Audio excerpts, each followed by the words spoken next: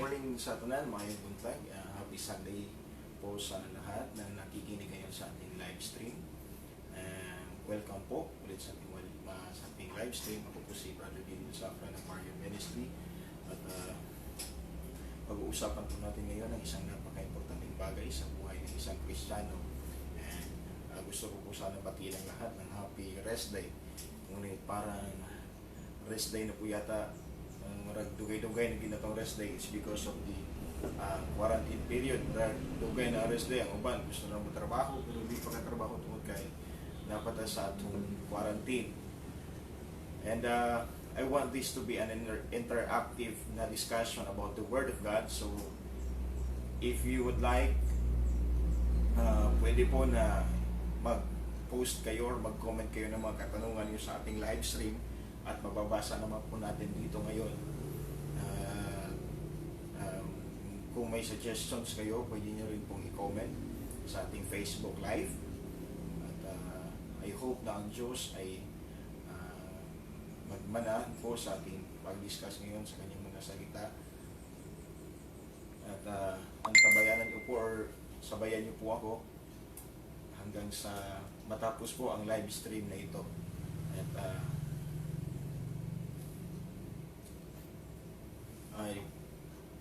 I hope that this live stream will continue even after na matapos itong mga quarantine period na makabahagi tayo ng mga salita ng Diyos. Before we start, let's pray. Lord God, we praise you and magnify your name for your goodness in our lives. Salamat po sa magandang panahon. Salamat din po sa pagkakataon na kami naman po ay mag-discuss ng mga salita. We also pray, O Lord, that you will bless every one of us. Bless your servant as we teach, discuss your word. And also bless the hearts of the listeners, the viewers this morning. Madayon ka Ginoo nga makiguban sa matagos sa kanamo, ikaw Ginoo maluparay sa paghatagaran mo sa mayong panglawas. Pinaagi sa imong gamanan ng pangalan ng Ginoong Hesus, ang pasalamatan, ginabalik ng matanong panungganan. Amen. Now, let's open our Bible in the book of Luke chapter 4 verse 31 up to verse 36. Ganito po ang sabi ng New International Version. Then he went down to Capernaum, a town in Galilee. In the Sabbath, he taught the people. They were amazed at his teaching, because his words had authority. In the synagogue, there was a man possessed by demon, an impure spirit. He cried out at the top of his voice, "Go away! What do you want with us, Jesus of Nazareth? Have you come to destroy us? I know you are who you are, the Holy One of God." Verse 35, "Be quiet," said Jesus sternly. "Come out of him." Then the demon threw the man down before them all and came out without injuring him. All the people were amazed and said to each other, "What words these are! With authority and power he gives orders to impure spirits, and they come out." And the news about him spread throughout the surrounding area. This morning I would like to talk to you about the topic that says the principle of the unclean spirit. The principle of the unclean spirit. Ang prinsipyo ng isang maruming espiritu, maruming kalooban. So, pag-uusapan natin what is the principle of the unclean spirit. Because it's the same na espiritu that worketh in those days with Jesus. Parang may kinalaman or hanggang ngayon po mga kapatid ay that is still in works or may naagyapon siya paglihok kining ginatawag na ito the unclean spirit, and what is or what are their principles. But before that, I have read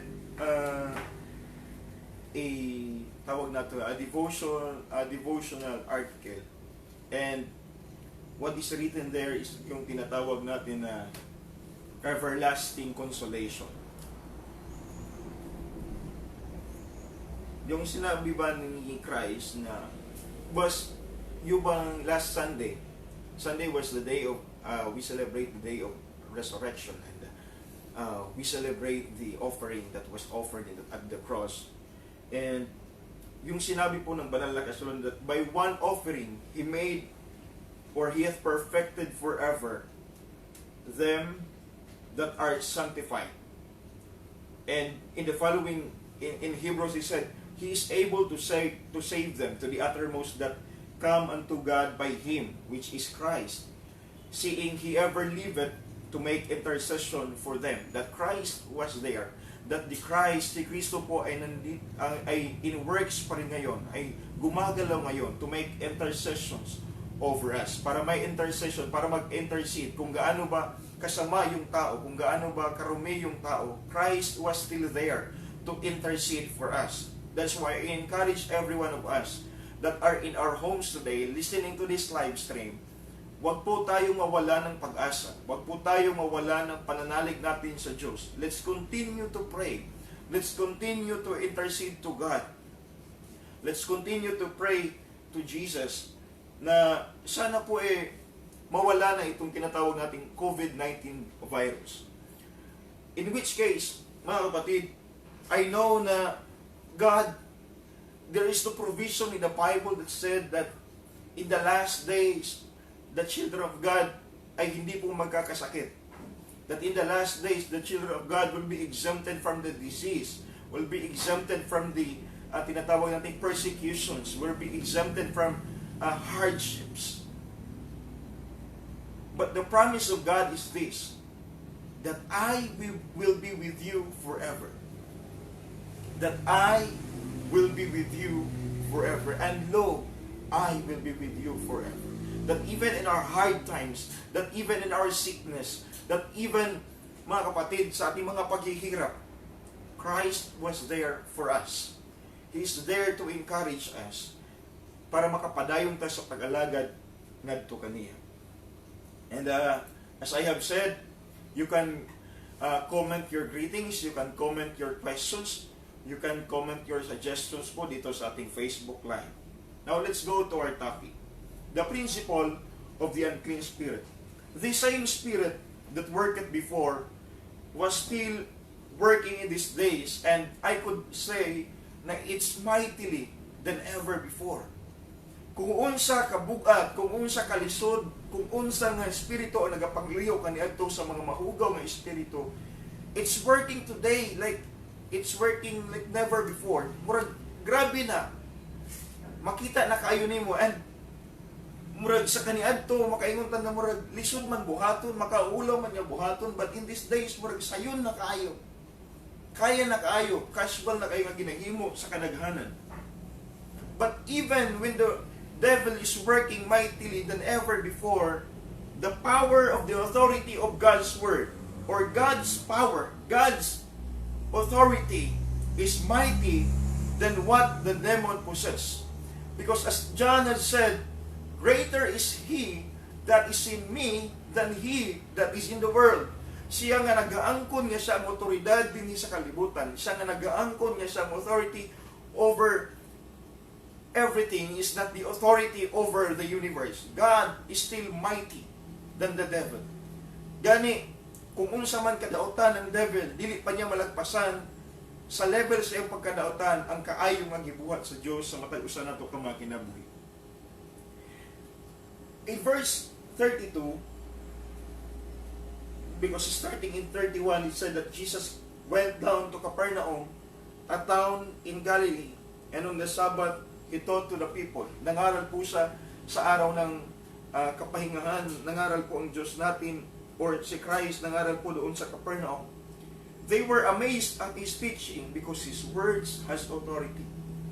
They were amazed at His teaching. Why? Because His words, yung sinasabi niyang mga salita, yung pinapangaral niya mga kapatid, had authority. When you are a true Christian, it's evident. Kapag totoo ka na Kristiyano mga kapatid, people will see and people will feel the authority when you talk. Not the authority na magiging bossing ka, but when you talk about the Word of God, people will feel and see the authority within you. Yung iba, maybe, in denial lang, paminaw na, kaya wala na siya. But, ang totoo mga kapatid, nararamdaman nila yung authority na nasa iyo. And you will only have the authority. You will only have the power. Or sinasabi natin, authority sa sinasabi mo, pag pinapamuhay mo yung mga bagay na pinapangaral mo. That's why it is a must for every believer, every preacher, every teacher na sinasabing mga Kristiyano, that we must walk what we talk and talk how we walk.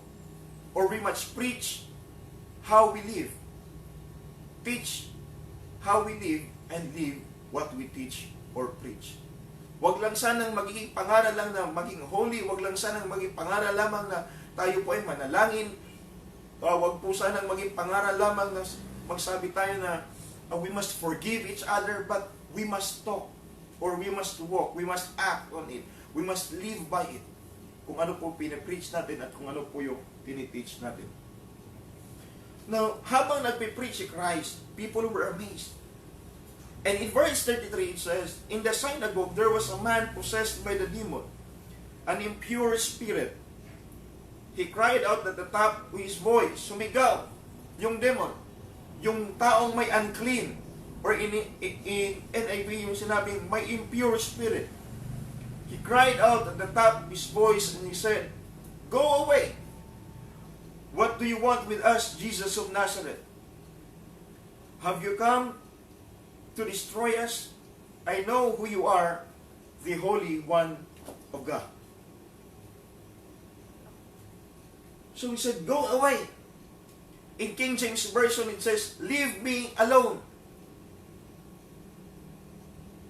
And he said, "What do you want with us, Jesus of Nazareth?" As we all know, Jesus became a native of Nazareth. One, because talaga namang yung place where Christ was born was in Bethlehem, but because of the persecution of Herod, kaya po sila lumipat doon sa Jerusalem, or sa Nazareth.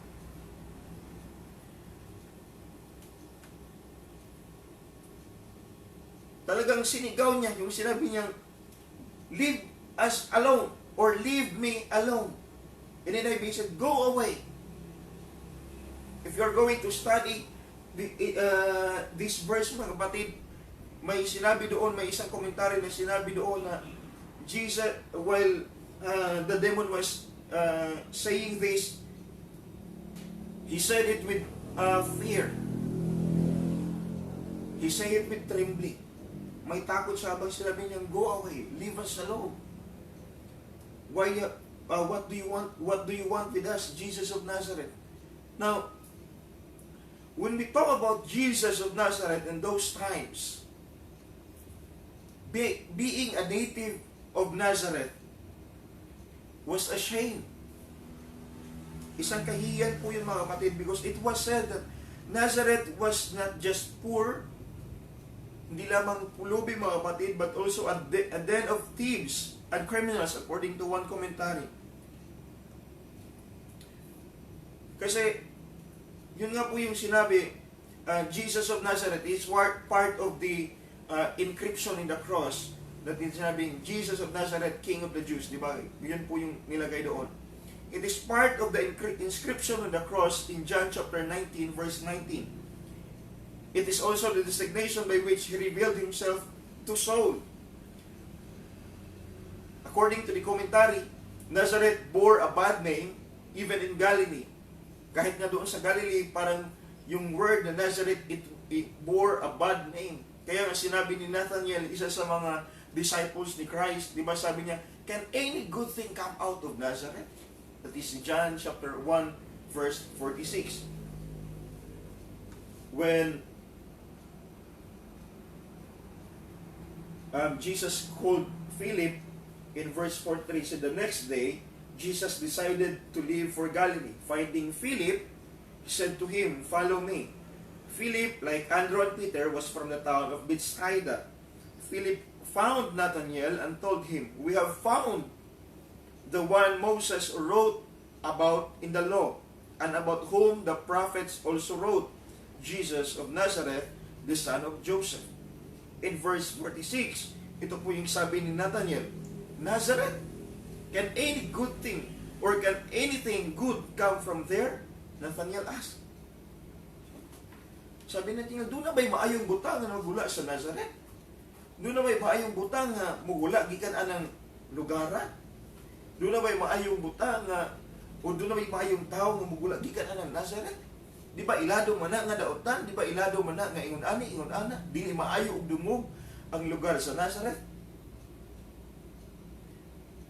Which in other commentary it said, which itself because may pagan religion doon. But it's not just that, but also the trait of the people in Nazareth, according to other commentaries.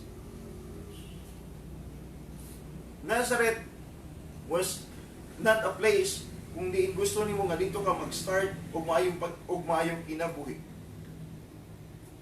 Nazareth was not a place for you kung gusto nimo mahimong dungganon ka sa katilingban.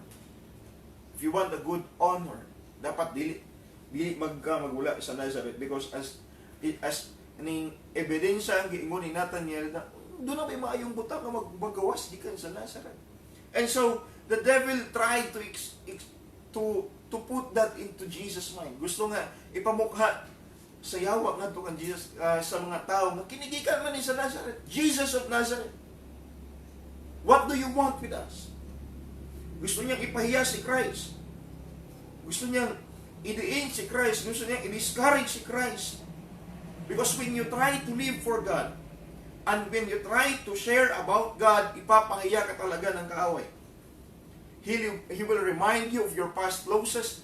He will remind you of your past failures. He will remind you kung unsa ka kadautan kaniya to. He will discourage you. Gusto niya nga ma-depress ka. Gusto niya nga muundang ka. Because why? He feel the authority within. It's a common na isa mga common na nahimo na tong sa lawikain din even in the Philippines, when we say that pag ang kahoy maraming hitik sa bunga, marami talagang mamamato sa kahoy ng hitik ang bunga. Pag ang mangga gani daghang bunga, daghang gimulabayan. O na pag ikaw Kristohanon, nga doon kay daghang bunga. Pag ikaw Kristohanon that you want to live for God, if you are a Christian that you want to offer your life to God, holy, acceptable unto Him. If you are a Christian that wants to offer your life to God, nga kanang imo bag itugyan ang tanan ngadto sa Dios. And if you want to minister to men according to God, to what God has taught you, according to His words, naagi mga tao doon nagigamiton ang kaaway nga aron ma-discourage ka, nga aron mawala ka sa ginatawag nato na fasting, aron dili na ka makapadayon sa pag-alagad nato sa Dios. Nazareth, according to one commentary, Nazareth means a guarded one, but Bethlehem is a house of bread.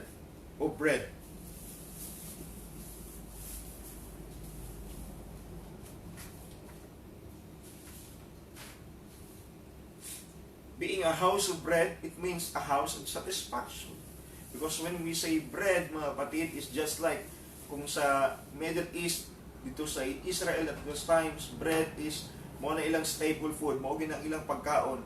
While, kuan ba ni siya, equivalent ba sa bread sa Middle East, equivalent ba sa bread sa Israel, kining rice na to, dili gid pwede nga wala tayong rice din sa Pilipinas, kay magutom kita. That's why ang uban, bahala na lang walay cash, basta na ay rice. Because ang rice is our staple food. Mukaon kita og rice. And so, ang kining Bethlehem, kung saan si Jesus Christ dito sa nag-originate, dito sa gikan, dito siya nahimog. So he was really, kung mayroon nga, taga Bethlehem ang si Christ. So Bethlehem was a house of provision. A house Kung sa to pa, ang bato lang yung ganyan, it is a house of rice. Because that could mean that Bethlehem, yung pa, is a fertile region. Grabe siya ka mabungahon nga dapit, mabungahon siya nga yuta. So, it is a place to be, ginaginaw na itong Bethlehem.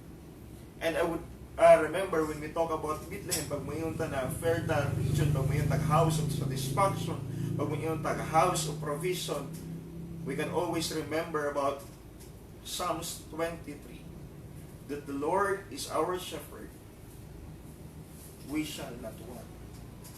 He maketh us to lie down in green pastures. He laid us beside still waters. He will restore, or He restoreth our soul. Not just by this day and on the other day, but day by day. His grace is continuing. His grace is abundant. When we talk about Jesus or God as our shepherd, we shall really never want. So Bethlehem was a fertile region. Now, let's talk about sa katong ginaingon nato mga kaigsuonan, that the principle of the unclean spirit. What is the principle of the unclean spirit? In verse 34, in King James Version, it will nga ingon ang ingon sa King James Version, that leave us alone. Or in 34, go away. What do you want with us, Jesus of Nazareth? I think this is the most isa sa mga rampant mga nga batasan karon sa atong kapanahonan, that people will never listen to what is right. They will only listen to what they want to know. Gusto lang nilang maminaw kung unsa ilang gusto mahibaluan, apan dili na gyud maminaw sa kung unsa ang insakto o kung unsa ang tama. Look at sa mga comments sa social media. Look at sa mga news yung ginapagawa sa atong mga mainstream media. Dira pa lang daan, makita nimo nga dunay mga tao nga dili gid maminaw sa insaktong rason. Dili gid maminaw sa mga insaktong paagi. Dili gid maminaw sa kung unsay tama nga mga pamaagi. Apan ang gusto nilang paminawon, ang gusto lamang nila nga dunggon, ang gusto lamang nila nga masabtan kadto lang butang, nga gusto lang po nilang abto. Kung mananawalan. Say for example, sa SAP. Bisan kung maingon ta nga dunay guidelines nga giset ang gobyerno nga ingon ana, dili gid na sila maminaw about the guidelines. Nga naman kay ang gusto nilang tuuhan kadtong yung giingon sa presidente nga tanan matagaan. So pag maingon nga tanan matagaan, buti pasabot nga dapat tanan gidunta. Dili na sila maminaw nga dunay guidelines nga ginasunod ang gobyerno. Why? Because they only want to listen on what they want to listen. Not about what is right. They don't care about right and wrong. Ang importante nga maapil, ang importante nga makaginansya, ang importante nga makalamang. That is the kind of the spirit that is working, just like the unclean spirit in you. Go away! Leave us alone! We do not want to listen to your authority. We don't want to listen about the words nga gisulti nimo, bisan pa kung tama na, bisan pa kung insakto na. But we don't want to listen about that. Why? Because the unclean spirit, wala na siya nag-care kung tama ba, kung insakto ba, kung kamatuuran ba. Ang iya lang nga ma-please ang iyahang unod. Nga malipay ang iyahang unod.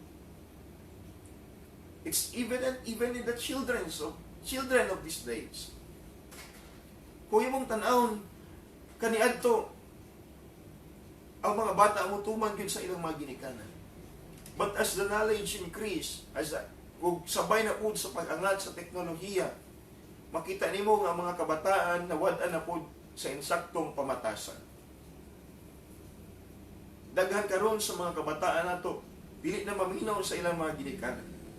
Daghan sa atong mga kauban ng mga kabatanunan, dili na maminaw sa ilang mga sa mga katigulangan. Why? Because they feel like mas maayo sila. They feel like wala namin nagkinahanglan sa inyong tambag, wala namin nagkinahanglan sa inyong mga pagpahinomdom because mas naamin na hibawan kaysa kaninyo.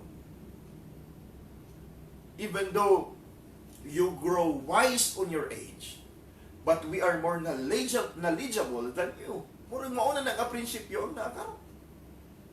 Mauna ang mga kabataan, dili na sila magpapugong sa ilang korbati.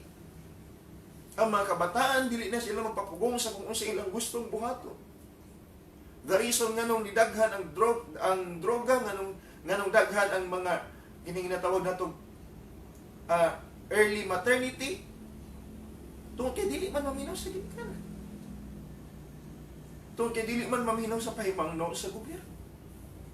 Tungkol kay dili man maminaw sa mga tao nga dunay taas na nga eksperyensya sa mga butang dinhi sa kalibutan. Remember this, history repeats itself. It is written even in Ecclesiastes that history repeats itself. Ngayon pa, generation will follow the next generation, but still, ang history nagatuyok-tuyok na siya. Maybe nagbago na ang technology, maybe nagbago na ang pamaagi, maybe nagbago na ang mga lain-lain nga mga sistema, or iyang ang iyang organization, nag-usab na, but the system still remains. O bitaw na, pag inikanan na maingon kasi yung mga anak nga, nga naman yung bataan nga bulak-bul man eh. Maingon po lang imong partner, imong asawa, imong mamana, ay ikaw day ka na ito, dili ka bulak. So history repeats itself. Maybe managlahi na nga actions, but still the concept is the same. And so, mga kaigsunan, importante nga maminaw tayo sa Word of God. Because if you will look at the society, mo na gini ang kasagaran nga treat karon. When you try to talk about what is right, when you try to talk about what is moral, when you try to talk about what is good in the sight of God, people will tell you, leave me alone, go away. I don't need your advices. I don't need that word. Kay mo ingon dayon, doon na dayon tay ginatawag na prinsipyo nga ginaingon, bisan pa kung managlahi nga sapa dito ra gihapon na padulong sa dagat. But remember, doon na yung mga sapa nga dili mo adto sa dagat. Doon na yung mga sapa nga dito mo adto sa lawa, dili sa dagat. Doon na yung mga sapa nga wa pa kaabot sa dagat, nahubas na. Doon na yung mga parts sa sapa nga dili mo adto sa dagat, dito padulong sa irrigation. Dili tanang sapa mo adto sa dagat. Ug labaw na nga dili tanang actions acceptable ngadto sa Dios. There are, if you would just listen to the word of God, this is the way. Kung gusto ka makatuon og drive, doon na tayo ginatawag na manual. Kung gusto ka mahimo kang maayo kang mekaniko, doon na po tayo ginatawag na manual. I remember one preacher when he said, kaniadto maglisod yun siya. Kaysa panahon nga winter, bugnaw kaayo ang iyang sakitan. Dili isa makabiyahe kung kay mabugnawan siya sa sakitan. But one hot day, usa ka adlaw nga summer, nahulog ang iyang dunay say susi nga nahulog dito sa iyang sakinan. Ug sa iyang pagduko aron sa iyang pagduko aron kuhaon tong mga susi, dunay say button nga natandog. Nga tingala sa kanong niinit ang palibot. Doon kay doon na day button nga pag winter, pag bugnaw ang palibot, mo dito yung pwesto para mag-init pod ang imong sakinan. Pero wala sa kabalo niya na tungod kay wala man niyang gibasa ang manual. But if you only read the manual, makit-an niya nga katudi ay dun sa kadaghang winter nga nagbiyahe siya or dili siya makabiyahe. Unta makabiyahe usa niya, unta siya niya tungod kay doon naman dito nga button. Now sa atong Christian life, magtuo ta nga insakto na ta. Nagtuo na ta nga pag magbuhat tag maayo butang, mao na dayon na ang insakto. Pag magtuo ta nga malipay na ang mga tao, mao na ang insakto. But no, that is not the right thing. You must base everything in this book, the Word of God, the Bible. Doon na pa iniingon nga, dili kinahanglan nga tuuhan nimo ang tanan sa Bible, kay giingon ba sa Bible nga, apat yan yung may igsoon, pat yan yung naning unanan, umuto ka sa Bible, apat yun, tunay mo imong igsoon, pat yun, tunay mo imong silingan. Pero dili na mo context about the Word of God. I myself, maingon ko, dapat tuuhan nato ang Word of God. Dapat magtuon ta sa Word of God. Dapat atong ikinabuhi kining Word of God. The Christians or true Christians must live by this book. Must follow this book. Kung doon naman tayo concept, kung doon naman tayo mga principles nga itong ginahimo, dapat diri nato ipasukad sa Word of God. Ayaw ipasukad sa kung unsa imong nadunggan sa social media, ayaw ipasukad sa kung unsa imong philosophy nga nakatunan sa imong eskwelahan, diri kita balik sa Word of God. That's why I encourage every members nga bisan pag unsa ka professional, bisan unsa pa imong naabot, bisan pag pila na ka doctorates ang imong nahuman, ayaw gyud supak sa man of God. Ayaw gyud supak sa kung asa man ka nga pastor na sako. Tahod gyud sa mga alagad sa Dios. Maminaw kita sa mga alagad sa Dios. Usay mag-isip magutang atong sa kadaghan na, sa kataas na sa atong naabot, tungod na sa kadaghan sa libro nga atong gibasa mo yung mas labaw na to. No. Nothing is above the Word of God. Mabitaw nang dunay mga tao sa gobyerno nga nagtuo sila tama na ilang gihimo, insakto na nalipay na ang mga tao, ilang mga constituents nalipay na unta, nahimo na unta, pero ano na nga priso man sila. Tungkol kaya wala sila ni sunod sa process. Tungkol kaya wala sila kung tama lagi ang ilang gusto, tama lagi ang ilang unsa ni, tama lagi ilang point, tama unta ilang vision, tama unta insakto unta kung sa tawanon pa, tama unta ang ilang gihimo, nalipay unta ang ilang gibuhatan.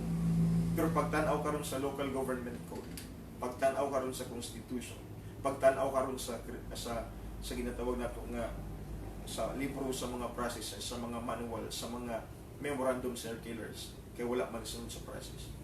Dito sila ikaw. Bisaya magtuo ta nga tama na ang atong pag-alagad sa Dios, nga tama na atong ginahimo adlaw-adlaw. Pero kung musupak gani ni sa Word of God, wala niya. That's why it is an encouragement na atong mabasa in Matthew chapter 6 verse 33. One of most familiar verse na atong manunggan. But seek ye first the kingdom of God and all His righteousness, and all of these things shall be added unto you. Before all things will be added unto you, balik kita sa seek ye first the kingdom of God. And what is the kingdom of God? When we talk about the kingdom, sa may naay sa imong una. When we talk about kingdom, na ginay king. When we talk about kingdom, doon na ginay mga constituents. And who is the king of the kingdom? Jesus is the king of the kingdom. God is the king of the kingdom. And who are the constituents? Kita. Nga nagpaila sa itong kaugalingon ng mga alagad sa Diyos. Kita nga nagaingon nga kita mga Kristiyano. Na pag maingon ta that we are Christians, kita mao ang constituent sa kingdom of God. And what happened kung ang isa sa mga constituent, kung isa sa mga dwellers sa kingdom, dili mo sunod sa hari, dili mo sunod sa iyang balaod, of course, doon na ginay punishment. Pero ingon pa, in the prayer, nagisulti sa prayer ni Christ, diba, nga iyang gusto pasundan sa tuwa, let your will be done on earth as it is in heaven. The reason why heaven is such a good place, the reason why heaven is such a kaning gina-desire yun sa atong heart, is not because heaven is kining dunay daghang gold, dunay daghang mga precious stones. It's not because of that, but because the presence of God is there, but because the glory of God is there, and that makes heaven heaven. And if you want to experience heaven here on earth, allow God's kingdom to rule over your life. Allow God's kingdom to rule over your family. Allow God's kingdom to rule over your workplace. Ayaw pagbuhat o decision na supak sa kaubuton sa Diyos. Ayaw buhat o decision na supak sa kabalauran sa Diyos. Let us all base sa itong mga ginabuhat according to the Word of God. O unsa man itong mahimong basihan kung dili ta magtuon sa Word. That's why we must all study the Word of God. We must study about sa pagkamaayo sa Ginoo, about sa iyang mga balaod, about sa kung siyang gusto ipabuhat sa tuwa. Mabitaw na nga dunay daghan nga mga pantaron nga daghang mga reklamo because ang atong palibot wala na magsunod sa sistema nga giandam sa Dios. Pero dunay daghan nga mga reklamo sa mga government nga mga ayuda. Patuloy ni mga isgutan tungkol kay mao man ni ang kining mga hot topics ka. Nganong naay may mingon ani nga mga butang?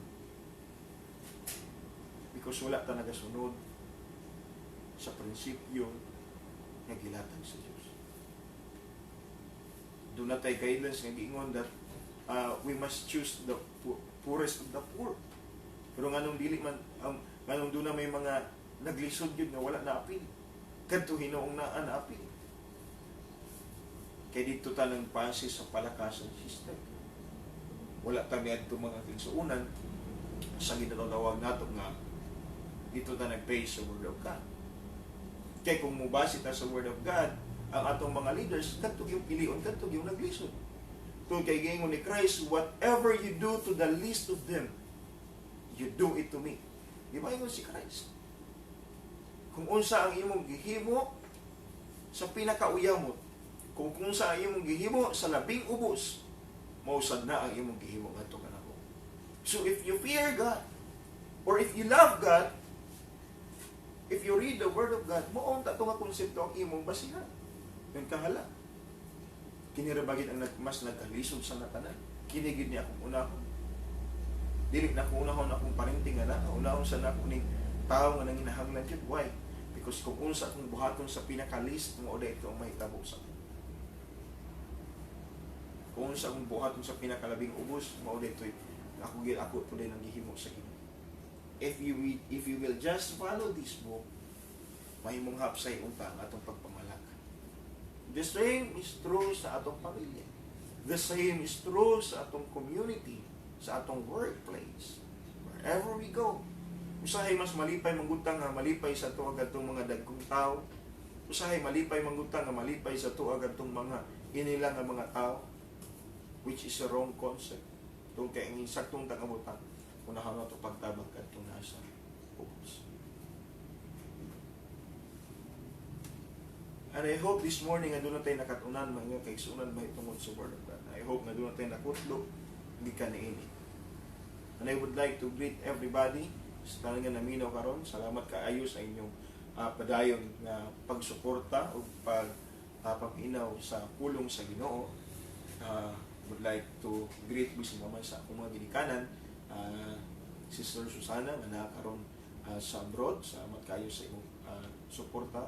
O manusab sa may igsoon, Brother Virgilio, o sa tanan, sa iglesia sa UPC Sanctuary Worship Malasila, salamat kayo.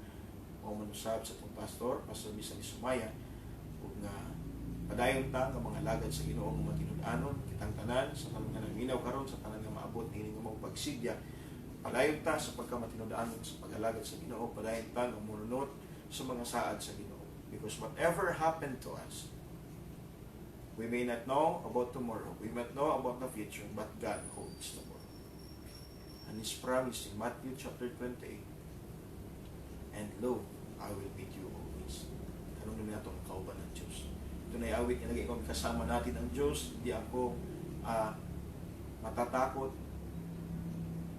dahil kasama natin ang Diyos. Dumaan man tayo sa ilog, dapat dumaan man tayo sa ilog, hindi tayo malulunod. Dumaan man tayo sa apoy, hindi tayo masusunog.